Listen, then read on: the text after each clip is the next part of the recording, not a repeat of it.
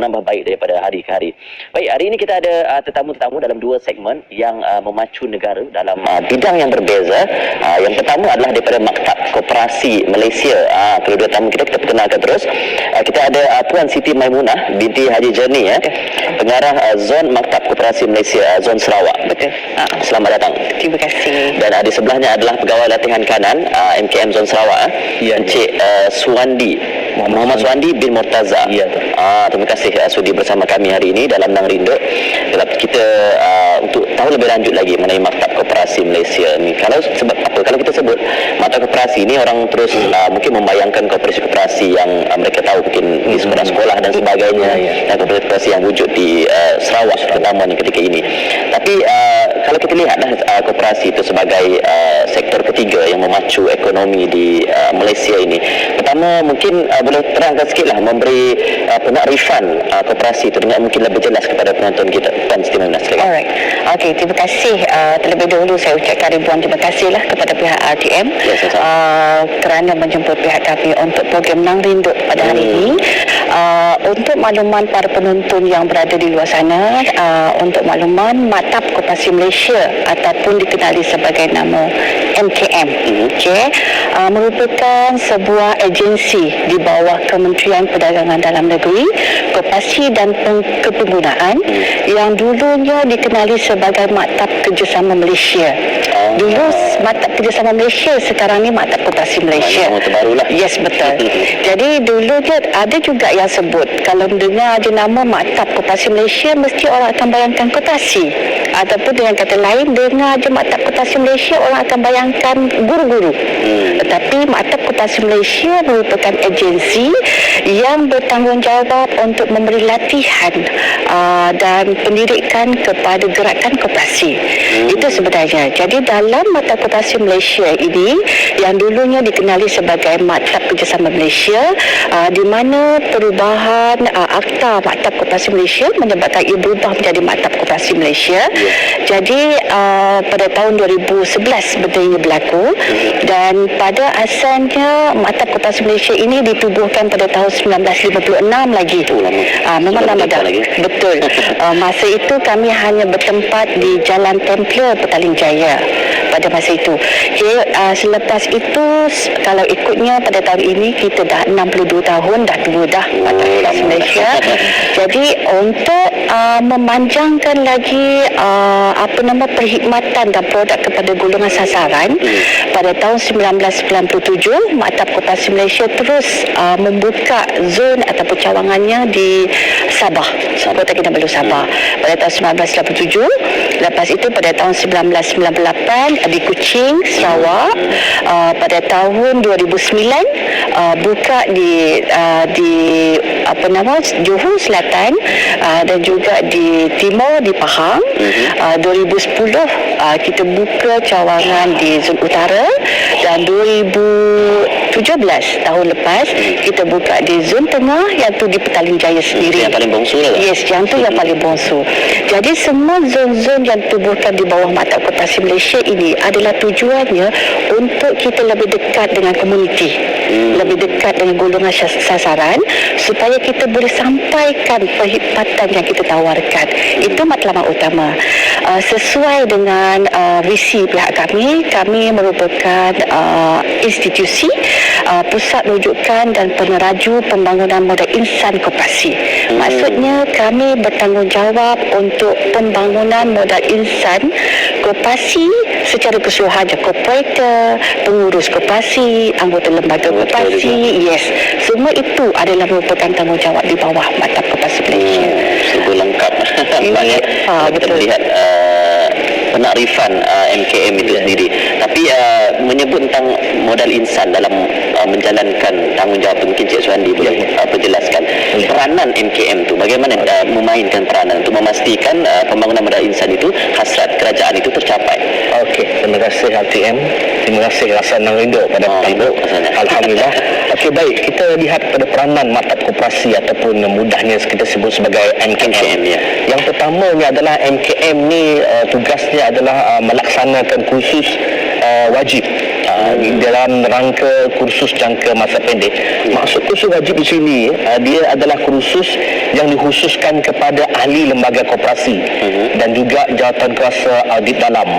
Dia ada 3 kursus wajib. Yang pertamanya pengurusan dan pentadbiran koperasi yang mengambil masa 2 hari. Selepas itu dia ada pengurusan kewangan koperasi wajib 2, iaitu juga mengambil masa 2 hari. Dan yang ketiga pengurusan strategi koperasi juga mengambil masa 2 hari. Dan satu lagi kursus yang dikhususkan kepada jawatankuasa audit dalam, namanya tata cara pengauditan dan perakawanan koperasi. Ini kursus jangka masa pendek yang kita buat. Dan selain itu juga kita fokus kepada kursus pengurusan dan teknikal. Ini kursus-kursus sokongan di antara lain yang memfokuskan kepada pengurusan dan pentadbiran koperasi, kursus ICT, perakawanan dan juga pengurusan perniagaan.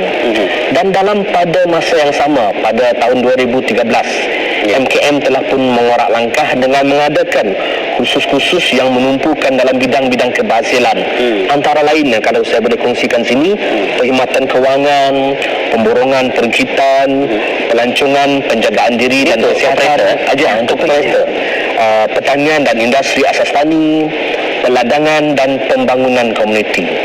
Dan selain itu juga untuk makluman L dan sidang penonton, kita ada menerbitkan bahan-bahan bacaan khususnya yang kita gelar sebagai jurnal, Dimensi Koop, Info MKM, dan kita di MKM Zon Sarawak turut menerbitkan buletin kenyalang di mana kita masukkan program-program yang kita anjurkan. Itu khas yang sepanjang Sarawak. Itu untuk MKM Zon Sarawak. Dan kita juga mengadakan penyelidikan khusus dalam bidang koperasi. Dan pada masa yang sama juga, yang ini kita nak tekankan, kita juga mewawarkan kepada gerakan koperasi khususnya di negeri Sarawak. Kita turut sama mengadakan khidmat konsultasi, khidmat nasihat dan bimbingan kepada mereka. Dan dalam pada masa yang sama, MKM juga bekerjasama dengan Kementerian Luar Negeri. Kita mengadakan program kerjasama teknikal MTCP. Dan saban tahun kursus-kursus ini diadakan khususnya kepada peserta-peserta dari luar negara yang layak, yang kita anjurkan.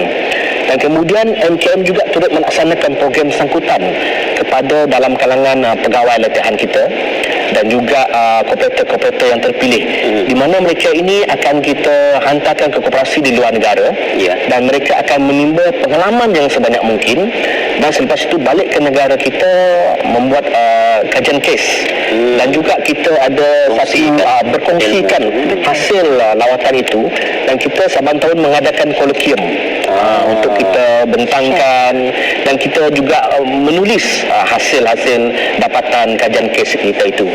Dan yang dalam pada masa yang sama juga MKM turut mengadakan program kerjasama khusus peningkatan keupayaan, di mana kita punya tenaga pengajar ini dijemput oleh negara-negara seperti Brunei Darussalam, Thailand dan Mauritius. So kita pergi ke sana mengajar koperasi-koperasi yang di sana daripada luar. Dan yang terkini adalah kita di MKM sedang melaksanakan program kerjasama dengan Vietnam dan sedang menghasilkan program latihan dan pendidikan yang sesuai untuk mereka. Dan akhir sekali kita juga ada mengadakan program jangka masa panjang khusus untuk program sijil, diploma, ijazah kepada anak-anak anggota dan juga kepada mereka yang lepasan SPM. So ini dari segi pendidikan. Kalau nampak dari segi penjelasan itu tadi, memang banyak aktiviti-aktiviti yang disediakan kepada operator, ahli-ahli koperasi sebenarnya. Tapi mungkin terutamanya yang masih baru mendengar mengenai koperasi ini, sebab kalau kita lihat dari segi koperasi itu sendiri, mungkin boleh jelaskan Puan dari segi manfaat koperasi atau mungkin secara mudahnya cara-cara untuk mereka mendirikan koperasi itu sendiri. Secara umumnya kalau kita lihat definisi koperasi itu sendiri, uniknya koperasi itu pada asalnya kalau kita lihat adalah, kalau kita tengok definisi yang diberi oleh Profesor Diraja Engku Abdul Aziz dulu, dia merupakan tokoh koperasi negara kita, di mana koperasi ini merupakan satu pertubuhan yang bertanggungjawab dari aspek ekonomi, tapi dengan menggalakkan kerjasama, bantu-membantu, gotong royong. Itu definisi yang dimaksudkan. Tapi kalau kita lihat dari segi definisi yang dibawa oleh Akta Koperasi sendiri atau Koperasi 1993 dan juga definisi yang diberi oleh pihak ICA, International Cooperative Alliance, yang ini adalah definisi yang diguna pakai bukan hanya di Malaysia tapi seluruh negara. Okay, definisi ini menyatakan koperasi merupakan pertubuhan manusia yang bertindak secara autonomi. Berautonomi bermaksud kita ada kuasa sepenuhnya dalam koperasi, lepas itu secara sukarela. Sukarela untuk mencapai matlamat bersama. Dia tak ada paksaan, tak ada paksaan. Okey, untuk makluman juga, dia secara sukarela satu mencapai matlamat bersama. Okey, matlamat bersama bermaksud dari segi ekonomi, lagi segi sosial, dari segi budaya, iaitu adalah matlamat bersama. Lepas itu ia ditadbir secara bekerjasama untuk kepentingan bersama dan ditadbir secara demokrasi. Itu yang secara amnya yang dinamakan koperasi. Okay, kalau kita lihat secara ringkas je definisi koperasi secara keseluruhannya, kita lihat dalam koperasi kita secara sukarela, pertama satu, kedua mesti bekerjasama, ketiga matlamat sama. Matlamat sama, lepas tu keempat kepentingan bersama. Okay, dan ditadbir secara demokrasi. Kalau demokrasi itu bermaksud kita akan dapat kata putus secara kolektif. Itu yang dimaksudkan dengan koperasi. Okay, banyak faedah yang kita perolehi daripada koperasi. Tapinya memang tentulah semua yang akan cakap berkaitan dengan dividen. Kalau dinanti-nantikan tu. Okey, faedah dia dividen. Satu dividen. Kalau dividen tu kebanyakan koperasi akan boleh sebenarnya mampu bagi dividen 10% ke atas. Okey, kalau kita banding dengan institusi perbankan yang lain, kita ada yang bagi 10%, ada yang bagi 14%, even ada yang bagi 100%. Ada. Jadi benefit yang lain adalah dalam koperasi juga daripada keuntungan yang diperolehi, dia boleh buat satu tabung khairat kematian khas untuk golongan yang anggota-anggota kita yang dah meninggal, mak ayah, saudara macam tu. Lepas tu kita juga ada tabung pendidikan khas untuk anak-anak. Yang ni pihak koperasi sendiri yang akan bentuk berdasarkan keperluan anggota. Baik Puan, sebenarnya kalau nak dikurai manfaatnya memang banyak. Siapa saya nak tahu lebih lanjut, mungkin kita boleh mungkin di laman sesawang MKM sendiri melalui manfaat-manfaat koperasi ini. Betul. Tapi maksud saya banyak menyebut tadi mengenai pembangunan insan. Secara ringkas mungkin pelan tindakan untuk ke arah matlamat itu, pembangunan modal insan, dan mungkin sertakan juga kata-kata akhir kepada penonton kita ni untuk yang baru saja mendengar mengenai MKM ni dan mereka yang dah berada lama di dalam keluarga koperasi Malaysia dan Sarawak. Silakan Cik Suhandi. Okey, terima kasih El. Nang rindu lagi ya. So yang pertamanya pelan tindakan yang seperti yang dah dimaklumkan oleh Puan Siti Maimunah sebentar tadi, kita sedang dalam rangka nak tukar nama Maktab Koperasi Malaysia menjadi Institut Koperasi Malaysia. InsyaAllah kalau diizinkan pada tahun ini kita nak merangkakan tukar jadi Institut Koperasi Malaysia sekitar dalam bulan Mac maybe. Dan yang keduanya kita juga membuat dalam pengembangan program pendidikan tinggi.